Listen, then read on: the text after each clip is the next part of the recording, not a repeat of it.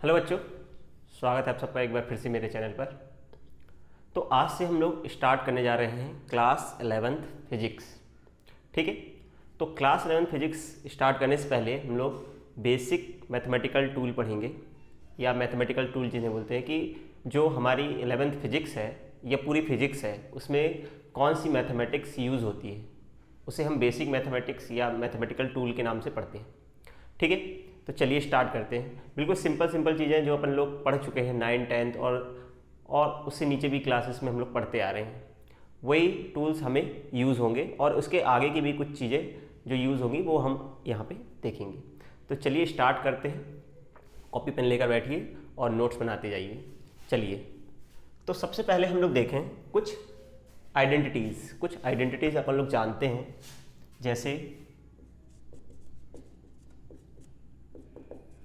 ठीक है, आइडेंटिटीज़ हमें पता है, जो हम लोग यूज़ करते आ रहे हैं 7th 8th से। आइडेंटिटीज़, बेसिक आइडेंटिटीज़ हम लोग देख लेते हैं। a+b का होल स्क्वायर, बिल्कुल सिंपल से स्टार्ट कर रहे हैं। ऐसा लगेगा कि ये चीज़ें बहुत सिंपल, लेकिन ये चीज़ें आगे जाके और टफ हो जाएंगी, है ना। चीज़ें टफ होती जाएंगी, उस समय ये चीज़ें काम आएंगी। तो चलिए, a² + b² + 2ab। Similarly a - b का होल स्क्वायर क्या होता है? a² + b² - 2ab।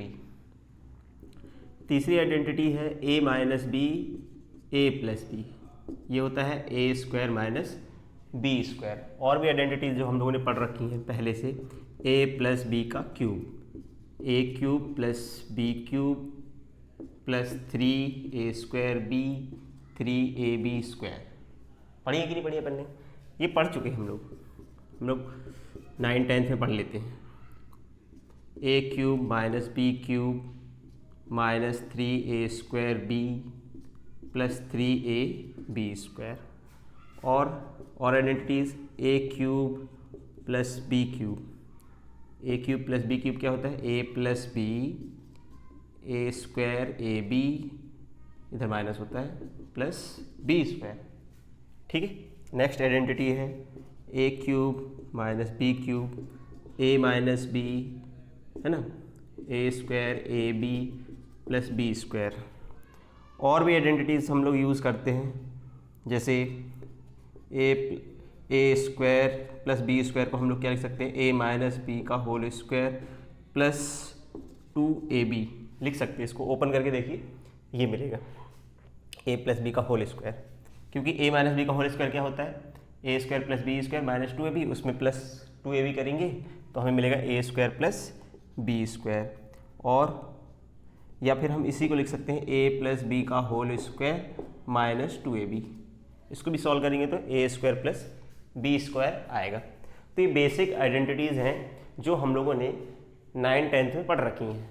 जैसे 9th में ही पढ़ लेते हैं हम लोग, लेकिन ये आइडेंटिटीज़ हमें यूज़ होंगी आगे, इसलिए इनका कहीं भी यूज़ हो सकता है, उसे हमें याद रखना है। ठीक है, ये तो हम लोगों ने बात की आइडेंटिटीज़ की। और कुछ चीज़ें जैसे, और हम लोग देखें क्या यूज़ करते हैं हम लोग, जैसे अब हम बात करें क्वाड्रेटिक इक्वेशन की। क्वाड्रेटिक इक्वेशन ये हम लोगों ने 10th में पढ़ रखी है। क्वाड्रेटिक इक्वेशन, है ना, वर्ग समीकरण कहते हैं। क्वाड्रेटिक इक्वेशन का जो जनरल इक्वेशन है ax² bx + c = 0, ये क्या है? एक क्वाड्रेटिक इक्वेशन है। इसको सॉल्व करने की दो मेथड होती है ना, हम लोगों ने सीखी है। एक तो फार्मूला मेथड होती है, या धराचार जी मेथड होती है। श्री धराचार्य जी ने जो फार्मूला दिया था, ठीक है, मैथमेटिशियन थे धराचार्य, उन्होंने एक फार्मूला दिया था। दूसरा एक होता है फैक्टराइजेशन या फैक्टर मेथड। फैक्टराइजेशन से करते हैं, है ना। फॉर एग्जांपल एक करके देख लेते हैं। फॉर एग्जांपल फार्मूला मेथड का फार्मूला अपन को पता है, इसका अपन लोग निकालते हैं जब x = -b + -b² - 4ac/2a। ये फार्मूला मेथड में हम लोग फार्मूला लगाते हैं इसको सॉल्व करने के लिए। ठीक है, तो क्वाड्रेटिक इक्वेशन को सॉल्व करने की दो मेथड होती है, फार्मूला मेथड और फैक्टराइजेशन। फैक्टराइजेशन जहाँ पे अपन को फैक्टर बन जाए वहाँ लगा सकते हैं, लेकिन फार्मूला मेथड हमेशा अप्लाई हो सकती है क्वाड्रेटिक इक्वेशन में। ये सबसे अच्छा फार्मूला है कि ये कहीं भी किसी भी क्वाड्रेटिक इक्वेशन में लग सकता है, चाहे रूट कैसे भी हो, रेशनल हो, इरेशनल हो, रियल हो, इमेजिनरी हो, कोई दिक्कत नहीं है। इस क्वाड्रेटिक इक्वेशन के फार्मूले को या फार्मूला मेथड को हम हर जगह लगा सकते हैं, हर क्वाड्रेटिक इक्वेशन के लिए एप्लीकेबल है। लेकिन फैक्टराइजेशन तभी है जब हमसे फैक्टराइजेशन बनता हो या हम फैक्टर पता कर पाए। ठीक है, चलिए करते हैं, एग्जाम्पल से समझते हैं, और अपन लोग ये कर भी चुके हैं। चलो एक एग्जाम्पल ले लेता हूँ, 2x² - 5x - 6 नहीं, यहाँ मैं ले लेता हूँ -3। ठीक है, तो ऐसा है एक क्वाड्रेटिक इक्वेशन है। चलो इसको दोनों मेथड से करके देखते हैं। पहले फैक्टराइजेशन करते हैं। फैक्टराइजेशन अपन लोगों ने सीखा है, तो दो नंबर लें जिनका मल्टीप्लाई करने पे कितना है, दो नंबर जिनका मल्टीप्लाई करने पे देखो ये करते हैं 2 × -3 -6, और ऐड करने पे सब्ट्रैक्ट करने पे कितना है, सब्ट्रैक्ट करने पे क्या है 5 आ जाए या -5 आ जाए। तो इसका फैक्टराइजेशन अगर हम करें तो 6x + x - 3 यही होगा, क्योंकि गुणा करने ये मल्टीप्लाई करने पे क्योंकि -6 आएगा और सब्ट्रैक्ट करने पे -5 आएगा। यहाँ से 2x कॉमन ले लो, x - 3, यहाँ से फैक्टर जब कॉमन लेंगे तो ये आएगा। तो फैक्टराइजेशन करने पर ये आ रहा है इसके फैक्टर, तो यहाँ से इसके रूट्स निकल आएंगे, है ना। 2x + 1 = 0, तो x = -1/2 और x - 3 = 0, तो x = 3। तो हमारे पास ये दो इसके सोल्यूशन आ गए, x = 3 और x = -1/2। अब इसी चीज़ को हम लोग फार्मूला मेथड से करके देखते हैं। ठीक है, फार्मूला मेथड अगर हम इस पर अप्लाई करें तो कैसे करेंगे।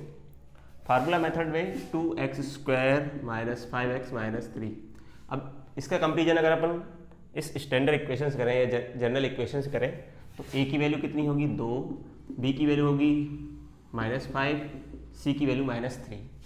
ठीक है, अब अपन इसको फार्मूले को लगाते हैं, -b + -b² - 4ac / 2a। तो इसको अगर अपन लगाएं अप्लाई करें तो माइनस और -5 + -5² - 4ac, c कितना है -3 / 2a। a की वैल्यू कितनी है 2, तो ये हो गया 5/√25 प्लस कितना हो गया 6 × 24 अपॉन में 4, तो x = ±49, तो है ना 49 हो गया। इसका स्क्वायर रूट लेंगे 5/7/4। अब इसके एक बार प्लस साइन लो, तो x = अगर यहाँ प्लस साइन लेंगे तो 5 + 7/4, तो x = 12/4 मतलब 3। ठीक है, और अगर नेगेटिव साइन लेंगे तो x = ये, तो x = -2/4 मतलब -1/2 आया, बिल्कुल आया। तो इस तरह से हम लोग फार्मूला मेथड को कहीं भी किसी भी क्वाड्रेटिक इक्वेशन पे लगा सकते हैं। ठीक है, तो इसे नोट कर लीजिए, फिर हम लोग आगे बढ़ते हैं।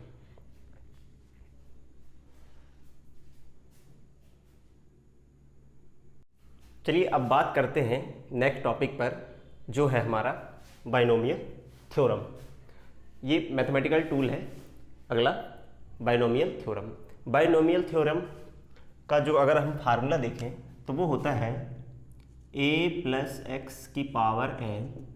इसका एक्सपेंशन जो होता है वो होता है nc0, ठीक है, nc0 x⁴0 a⁴n nc1 x⁴1 a⁴n-1 plus nc2 x⁴2 a⁴n-2 dash dash dash so on ncn x⁴n a⁴n-n, या हम बोल सकते हैं 0, इधर n - n करेंगे तो 0। तो ये एक्सपेंशन है, बाइनोमियल एक्सपेंशन। इस चीज़ को हम लोग ऐसे एक्सपेंशन कर सकते हैं, इसको बाइनोमियल थ्योरम कहते हैं, ये बाइनोमियल एक्सपेंशन कहते हैं।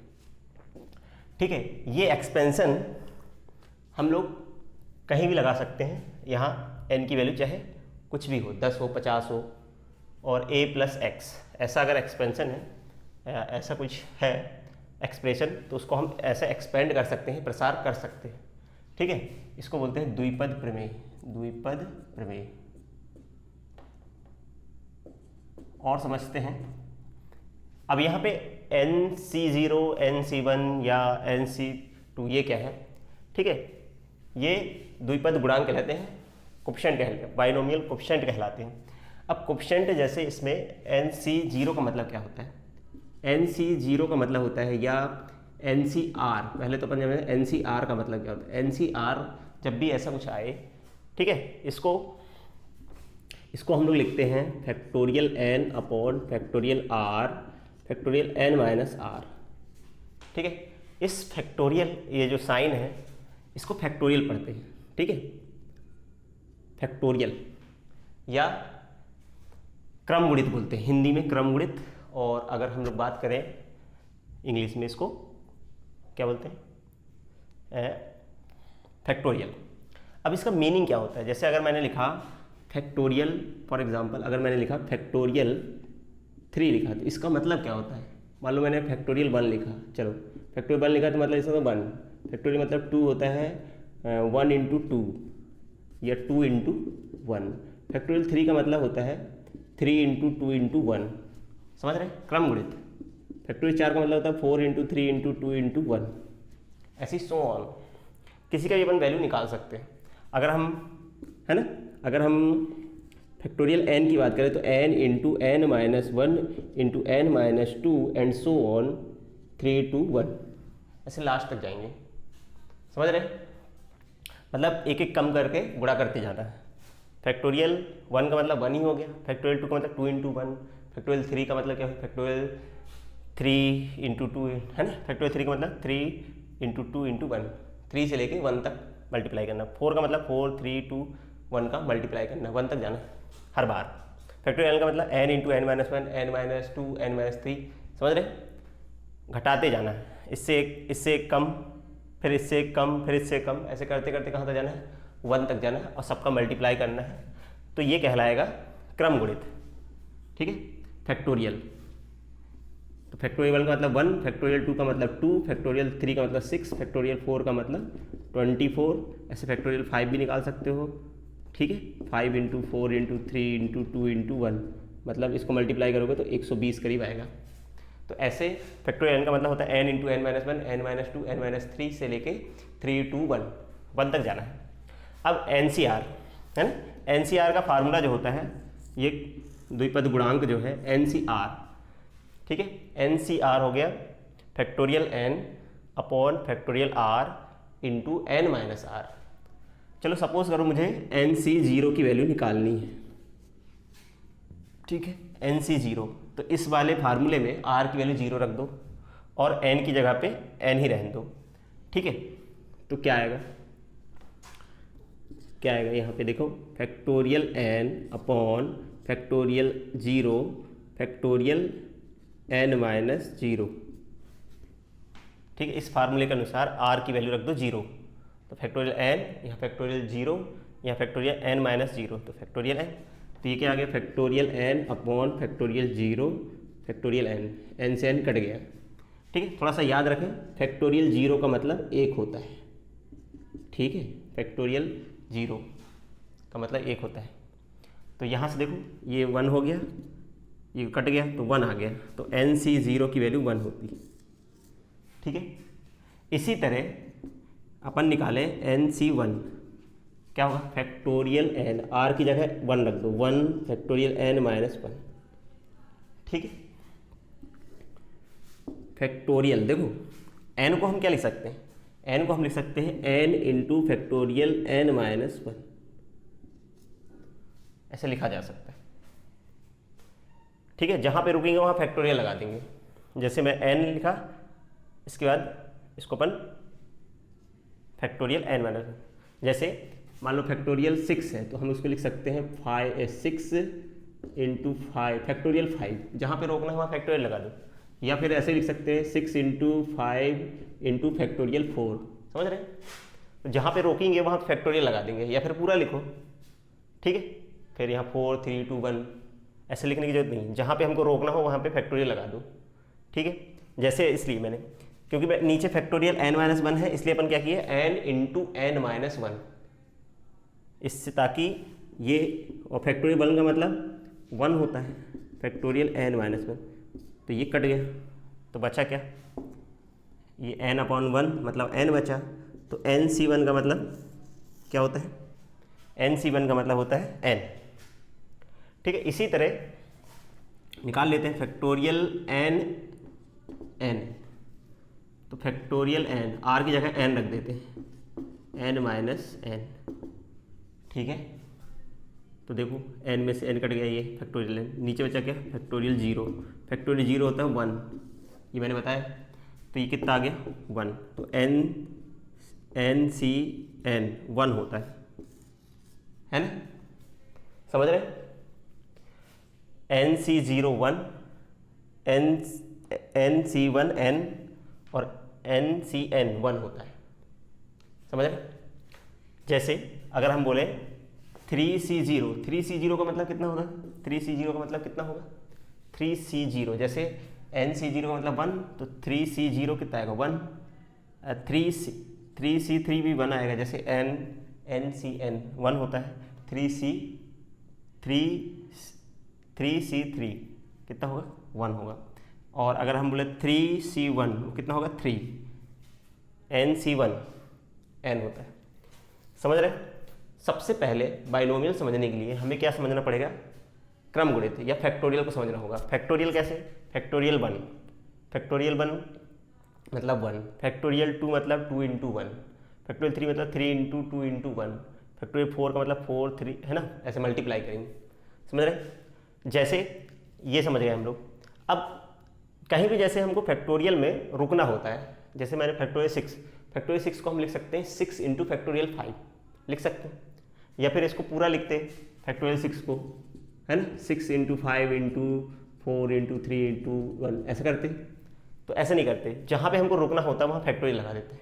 जैसे मान लो मेरे को इसके आगे नहीं लिखना है, 6 के आगे नहीं लिखना, 6 इंटू फैक्टोरियल 5 लिख दूँ।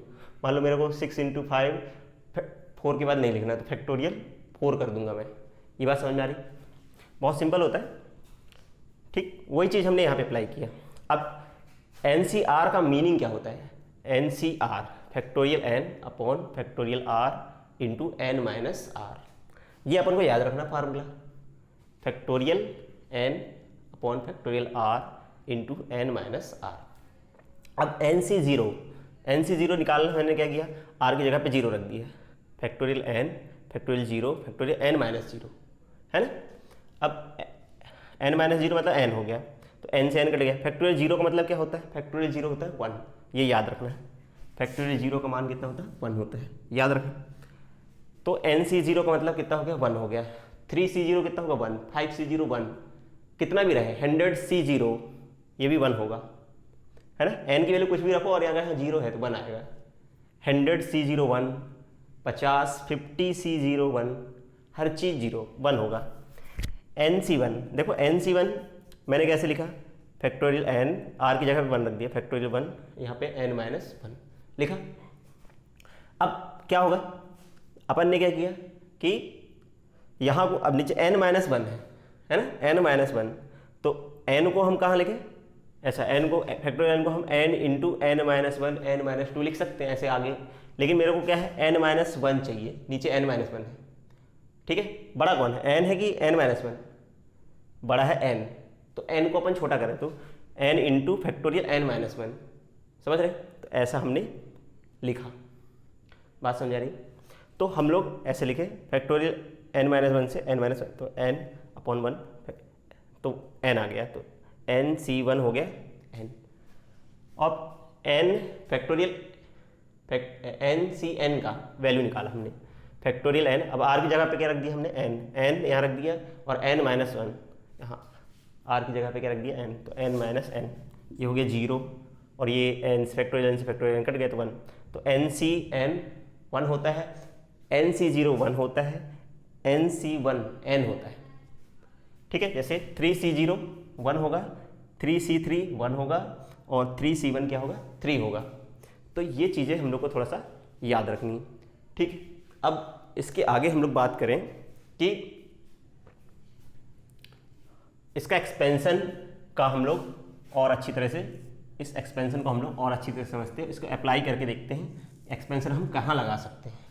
ठीक है, इसको आप लोग नोट कर लीजिए पहले, फिर अपन आगे बढ़ते हैं।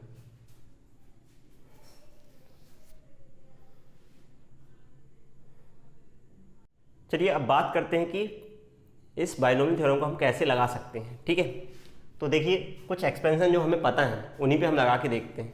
जैसे हम लोग को x+1 का क्यूब पता है या स्क्वायर भी पता होता है, वैसे स्क्वायर वाला कर लेते हैं, एक क्यूब वाला अपन बाद में कर लेंगे। ठीक है, स्क्वायर वाला इसका एक्सपेंशन अपन को पता है। अगर अपन देखें तो इसका फार्मूला हमको पता होता है x+1 का होल स्क्वायर। इसको अपन क्या लिखते हैं, x² + 2x+1 ऐसे लिख सकते हैं, है ना, a+b का होल स्क्वायर लगा के।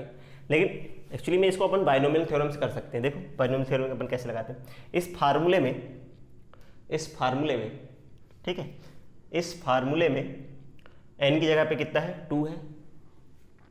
अब चलो यहाँ पे इसको सीधा करके लिख लेता हूँ, 1 + x कर लेता हूँ। वैसे x+1 या 1 + x रखने में कोई दिक्कत नहीं होती है, मैं 1 + x इस फार्मूले के अकॉर्डिंग मैं लगाना चाहता हूँ। ठीक है, तो चलो अपन लगा देते हैं। तो अपन ने यहाँ पे NC0 n की जगह कितना 2 लेना है, क्योंकि यहाँ पे अपना n कितना हो गया 2। ठीक है, इस फार्मूले में हमें अप्लाई करना है। तो इस फार्मूले हम लोग क्या कर रहे हैं, n बराबर 2 रख दे रहे हैं और a की जगह पे 1 रख दे रहे हैं। ठीक है, तो क्या बनेगा देखते हैं करके, NC0 x की जगह तो x पावर 0 1 की पावर 2, ठीक है, प्लस 2C1 x की पावर 1 a की पावर 1 प्लस 2C2 x की पावर 2 n की पावर 1 की पावर कितना 1 की पावर 0। ठीक है, 1 की पावर घटाते जाना है और x की पावर बढ़ाते जाना है, सीधी सी बात इस फार्मूले को देख के। ठीक है, इसमें देखो x की पावर बढ़ रही है और a की पावर घट रही है, लास्ट में 0 हो गई। वही चीज़ हम लोग यहाँ कर रहे हैं। चलो अभी मैंने क्या सिखाया था, NC0 1 होता है, तो 2C0 कितना हो जाएगा 1, तो ये 1 और x की पावर 0 1 और 1 को स्क्वायर करेंगे तो भी 1 आएगा, प्लस क्या सिखाया था NC1 n होता है, तो 2C1 ये कितना होगा 2 होगा कि नहीं होगा। तो ये चीज़ अपन को याद है, तो ये चाहो तो निकाल भी सकते हो फैक्टोरियल करके, 2 गुणित x × 1 प्लस अभी सिखाया था NCn ये 1 होता है, तो 2C2 भी क्या होगा 1 होगा, 1 × x² + 1, तो क्या बना 1 + 2x + x²। इसको सीधा करके लिख लें x² + 2x + 1, x² + 2x + 1 बना वही चीज़। देखो प्रूफ हो गया। ये बाइनोमियल एक्सप्रेशन से हमने किया, ये तो हम लोग को याद था। अब यहाँ पावर अगर 3 तक तो अपन को फार्मूला याद है, 4 होती तो कैसे निकालते हैं, है ना। 4 के लिए भी अपन लगा सकते हैं इस चीज़ को। ठीक है, बात समझ आ रही। तो देखो 3 के लिए लगा के देख लेते हैं, 3 के लिए लगा के देख लेते हैं अपन लोग, 3 के लिए लगा देते हैं। ठीक है, 1 + x³ लगा के देखें। चलो 3C0 x की पावर 0 1 की पावर 3 3C1 x की पावर अब क्या करते जाएं, बढ़ाते जाएं और 1 की पावर को घटाते जाओ, 3C2 x पावर 2 1 की पावर, है ना 1, और आगे 3C3 x की पावर 3 1 की पावर 0। ठीक है, 3C0 1 1 1 into 1 3c1 nc1 n होता है, मतलब ये 3c1 3 हो जाएगा x इंटू 1। अब 3c2 की वैल्यू निकालना पड़ेगा, कैसे निकालोगे? 3c2 क्या निकाला? Factorial 3 upon factorial 2 factorial 3 minus 2 NCR, अभी बताया फार्मूला NCR का factorial n upon factorial r factorial n minus r, factorial 3 नीचे फैक्टोरियल 2 3 माइनस 2 फैक्टोरियल 1, है ना। देखो इस 3 को अपन लिख सकते हैं 3 इंटू फैक्टोरियल 2, सही। हमको 2 पे रोकना था तो मैंने फैक्टोरियल लगा दिया, फैक्टोरियल 2 इंटू 1, ये इससे कट गया तो 3 अपॉन 1 3 आ गया। मतलब मैं यहाँ पे 3c2 की जगह क्या लिख सकता हूँ? 3 लिख सकता हूँ, 3 into x square into 1 plus NCN होता है 1, तो 3c3 1 into x cube into 1, कितना आ गया ये? 1 plus 3x plus 3x square plus x cube, यही होता है इसका एक्सपेंशन। अगर फार्मूले के अनुसार लगाओगे तुम लोग, है ना, a प्लस बी का होल क्यूब, तो यही आने वाला है, समझ रहे हैं?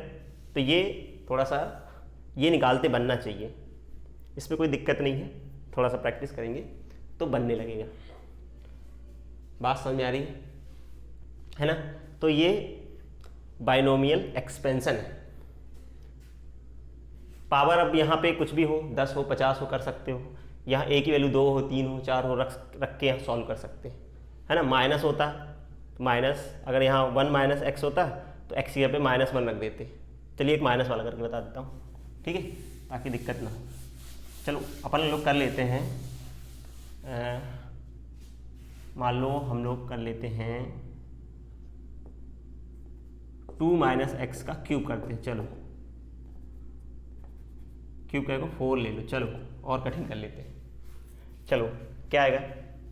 4c0, ठीक है, x की पावर 0 माइनस एक्स पावर 0, ठीक है, इधर x की जगह माइनस एक्स लेना है, और 2 की power 4 plus 4c1 minus x की पावर 1 2 की पावर 3, है ना, प्लस 4c2 माइनस एक्स की पावर 2 2 की power 2 plus 4c3 minus x की पावर माइनस एक्स पावर 3 2 की पावर 1, है ना, 4c4 माइनस एक्स की पावर 4 2 की पावर 0, सही है। क्या रखना है इसमें? a की जगह पे तो 2 ही रखना है और x के स्थान पे माइनस एक्स इस एक्सपेंशन में रख दो, ठीक है। तो अपन ने ये चीज़ पुट कर दिया है। अब हम बात करें इसकी 4c0 कितना होगा? 1, है ना, NC0 बताया था, x की पावर 0 तो 1, 2 की पावर 4 16, ठीक है, 4c1 4 NC1 n होता है माइनस एक्स, 2 का क्यूब 8, 4c2 निकालो, factorial 4 upon factorial 2 into 4 minus 2, तो फैक्टोरियल 4 अपॉन फैक्टोरियल 2 और फैक्टोरियल 2। तो क्या करें हम लोग? इस 4 को क्या लिखें? 4 into 3 into factorial 2 factorial 2 cut गया, एक फैक्टोरियल 2 कट गया। फैक्टोरियल 2 का मतलब क्या होता है? 2 इंटू 1 मतलब 2 ही तो होगा, तो 2 इंटू 1 मतलब 2, तो इसको कट जाएगा, तो आगे कितना 6, तो ये आ गया 6। इसकी जगह पे मैं 6 लिखे, माइनस एक्स की पावर 3 मतलब आ जाएगा माइनस एक्स क्यूब और 2 मतलब 2, 4c4 NCN कितना होता है? 1 एक्स की पावर -4 तो ये आ जाएगा एक्स पावर 4 और 2 की पावर 0 मतलब 1, तो ये आ गया, ठीक है। थोड़ा सा यहाँ पे ध्यान देना, कुछ रह गई टर्म लगता है 4c2, अच्छा मैंने गलत कर दिया, यहाँ पे गलत कर दिया, एक टर्म रह गई, ये वाली 4c, ये तो हो गया 4 माइनस एक्स, ये हो गया 8, ये ठीक है। 4c2 अपन ने निकाला 6 और ये वैल्यू आई थी एक्स स्क्वायर और ये हो जाएगा 4, ठीक है। यहाँ पे करो 4C3 निकाल लेना। 4C3 अगर निकालोगे तो ये 4 आएगा, करके देख लेना। 4C3 4 आएगा। ये minus x cube into 2 plus 4C4 1 into x power minus 4 मतलब एक्स पावर 4 इंटू 1। तो फाइनली अपना आंसर आ गया 16, ये 32 एक्स, 6 चौको 24 एक्स स्क्वायर, यहाँ पे माइनस 8 एक्स क्यूब, इसको कर लेना एक्स पावर 4। तो ऐसा अपन लोग कर सकते हैं, कोई भी एक्सपेंशन अपन कर सकते हैं, यहाँ पावर कुछ भी हो, ठीक है। और ये चीज़ अगर ऐसा है, ठीक है, इस फार्मूले के अनुसार रखो, ये वैल्यू निकालते बनना चाहिए, ये वैल्यू निकालिए, आंसर आपका बिल्कुल सही आएगा, ठीक है। तो इसे नोट कर लीजिए।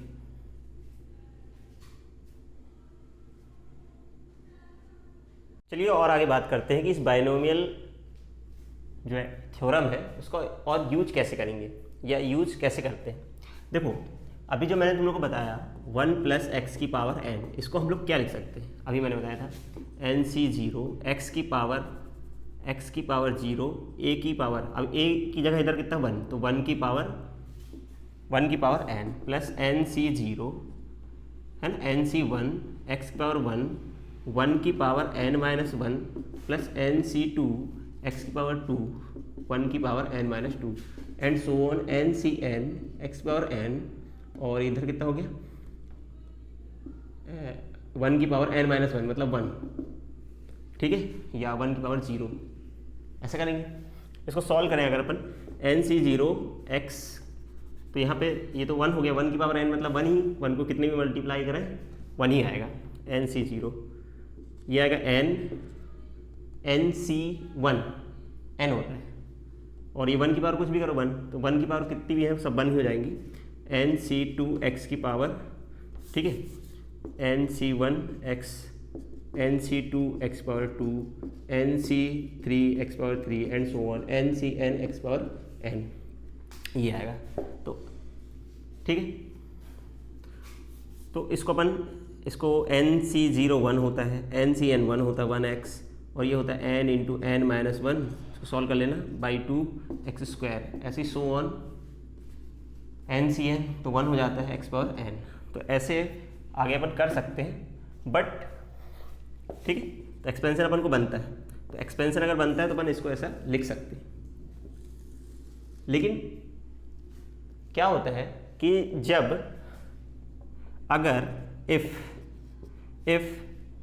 x इज लेस देन 1, अगर x जो है 1 से बहुत छोटा है ना, समझ रहे, अगर x 1 से बहुत छोटा है तो क्या होगा, जैसे x पावर 1, यहाँ x का स्क्वायर जैसे 0.1 होता है ना, 0.1 उसका स्क्वायर करेंगे तो 0.1 का स्क्वायर तो 0.01 हो जाएगा, और क्यूब करोगे तो 0.001 हो जाएगा। मतलब जब कोई नंबर 1 से छोटा होता है, अगर हम उसका क्यूब करें, समझ रहे, अगर हम उसका क्यूब करें, उसकी पावर 4 करें, तो वो क्वांटिटी और छोटी होती जाती है, ठीक है। तो अगर x की वैल्यू 0.1 होती तो ये क्वांटिटी छोटी, ये बहुत छोटी, और इसके आगे क्वांटिटी और छोटी, क्योंकि स्क्वायर होता जा रहा है। इसको मैं एग्जांपल से भी बता देता हूँ। तो जब ऐसा कुछ होता है तो अपन क्या करते हैं, x की जो हायर टर्म होती है, higher power, neglect x power 3, x power 4, ऐसे आगे जो भी पावर होंगी उनको अपन नेगलेक्ट कर देते हैं। मतलब ये वाली जो टर्म होती है इस तरफ वाली, उन टर्म को हम जीरो कर देते हैं, या हम लेते ही नहीं, क्योंकि ये जीरो बहुत ही कम होती है, नेग्लिजिबल होती है, इनको जोड़ने घटाने से कोई फर्क नहीं पड़ता इस क्वांटिटी में। तो 1 प्लस एक्स की पावर n को हम क्या लिख सकते हैं, 1 प्लस एन एक्स, ये अप्रॉक्स है वैसे, ठीक है। इसके आगे भी ये नंबर अपन नहीं ले रहे हैं, क्यों, x पावर 3, x पावर 2 ये सब जो आएगा वो बहुत ही नेग्लिजिबल होगा, तो हम इसे ऐसा लिख सकते हैं। Similarly 1 minus x power n को अपन क्या लिख सकते हैं, 1 ऐसे लिख सकते हैं बाइनोमियल एक्सपेंशन के द्वारा, ये अप्रॉक्स है, ठीक है, ये चीज़। तो हम मैं यही जो इसका मुख्य जो उद्देश्य है बाइनोमियल एक्सपेंशन का पढ़ाने का, वो यही है कि हम कई बार इसको यूज़ करेंगे बाइनोमियल एक्सपेंशन को, जब ऐसा कुछ एक्सप्रेशन आ जाएगा 1 + x, उसमें x अगर 1 से छोटा है, तब हम वहाँ पे ऐसा लगा के बाइनोमियल एक्सपेंशन लगा के इसके आगे की टर्म को छोड़ देंगे, नेग्लिजिबल मान लेंगे और उनको छोड़ देंगे। ठीक है, बात समझ आ रही? फॉर एग्जाम्पल जैसे ये तो आप नोट कर लीजिए वीडियो पॉज करके। अब अपन आगे बढ़ें, जैसे इसी का यूज़ मैं बता रहा हूँ। यूज़ अगर करना है, जैसे अपन को मान लो 1 + 0 या 1 + 1.01 का क्यूब करना है ना? तो क्या करेंगे अपन लोग इसको लिखे 1 + 0.01 का क्यूब, है ना? 1 + x, अपन इसको 1 + x मान के इसको सॉल्व कर सकते हैं। 1 + 0.1, तो इसको अपन x मान लिए, इसको 0.01 को या 0.01 को हमने x मान लिया। अब इसको हम ये अप्लाई करते हैं फार्मूला, इस फार्मूले को लगाते हैं। ठीक है, या इसको लगाओ जैसा मान लो। x की वैल्यू कितनी है? 0.1। अब मैं इसको लगा देता हूँ, 1 + n की वैल्यू 3 है और x की वैल्यू 0.01। इस एक्सपेंशन को मैं डायरेक्ट लगा दे रहा हूँ, प्लस n 3 × 3 - 1/2 और x 0.01 का स्क्वायर, ऐसी सो ऑन। ठीक है, तो क्या होगा, ये क्वांटिटी छोटी है, इसका स्क्वायर करेंगे तो और छोटी हो जाएगी। तो अपन इसके आगे की टर्म को नेग्लिजिबल मान लें, नेग्लेक्ट कर दें, तो हमारा आंसर कितना आएगा? 1 + 3 का इसे मल्टीप्लाई 0.03 मतलब 1। तो हमारा ये आंसर है इसका क्यूब का। इसके आगे की टर्म को हमने नेग्लेक्ट कर दिया, मतलब हमने कौन सा फार्मूला लगा दिया? डायरेक्ट ये वाला 1 + nx, n की वैल्यू 3 है और x की वैल्यू, क्योंकि इसको जब छोड़ देंगे इस टर्म को, तो 1 + nx हो गया, n हो गया 3, x की वैल्यू हो गई। तो डायरेक्ट अपन ये आंसर मान लेंगे। इसके आगे भी कुछ आंसर है, वो इसमें ऐड होगा 0.0 समथिंग है ना? जैसे ये वाली क्वांटिटी होगी 0. कुछ भी 0.003, अब पता नहीं क्या आ रही है, तो ऐसा कुछ क्वांटिटी आएगी, वो इसमें ऐड होगी। तो इस क्वांटिटी को इसमें जोड़ने घटाने से कोई फ़र्क पड़ेगा नहीं। तो फाइनली अपना आंसर है 1.03। समझ रहे? इसका क्यूब करेंगे तो ये आएगा। ऐसी 4 होता है ना, इसकी पावर 4 होती, तो हम लोग क्या करते? 1 + n हो गया 4, x हो गया 0.01, तो अपन लोग 1 + इसको मल्टीप्लाई करते 0.04, 1.04 आंसर हो जाता अप्रॉक्स। बात समझ आ रही? तो ये चीज़ हम लोग कर सकते हैं बाइनोमियल एक्सपेंशन से। ठीक है, इसका एक और एग्जांपल मैं देता हूँ, बहुत फेमस है। अभी आगे जाके ग्रेविटेशन में पढ़ेंगे, गुरुत्वाकर्षण में हम लोग पढ़ेंगे, इसको सीखेंगे। अभी तो फिलहाल एक g' = gr²